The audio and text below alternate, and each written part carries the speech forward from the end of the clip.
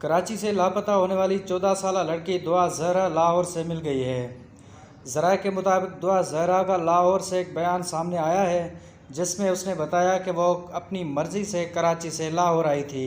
ज़राए का बताना है कि तमाम जल्द दुआ जहरा तफसीलात के लिए सामने आएगी और किस तरह से कराची पहुंची ये सारे तफसीलात बताएगी।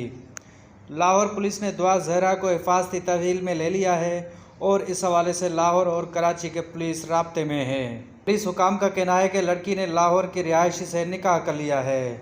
दूसरी जानिब दुआ जहरा के वालिद का कहना है कि बेटी बाजियाबी से मुत्तलिक पुलिस ने अभी तक राब्ता नहीं किया। पुलिस हुकाम का बताना है कि दुआ जहरा ने लाहौर में निकाह कर लिया है। दुआ ने जिस लड़के से निकाह किया है उसका ताल्लुक भी लाहौर से है। तफ्तीशी हुकाम ने बताया कि दुआ जहरा का निकाहनामा हासिल कर लिया है। निकाहनामे की तस्दीक कराई जा रही है।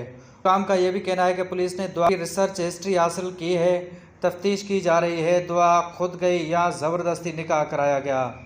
वज़ीर आला सिंध मुराद अली शाह ने भी दुआ जहरा के लाहौर से मिलने की तस्दीक करते हुए कहा कि कराची पुलिस लापता होने वाली तीनों बच्चियों के केसेस देख रही है। दूसरी जानिब सूबाई वज़ीर शैला रज़ा का कहना है कि एडिशनल IG कराची गुलाम नबी मेमन ने अभी तक दुआ जहरा के मिलने की तस्दीक नहीं की। दुआ जहरा के मिलने की तस्दीक के बाद ही मामले के तफसीलात सामने आएंगे। दूसरी जानिब बताया जा रहा है कि दुआ जहरा की अगवा की FIR में उसकी उम्र 14 साल दर्ज की गई है, जबकि निकाहनामे में दुआ जहरा की उम्र 18 साल दर्ज की गई है।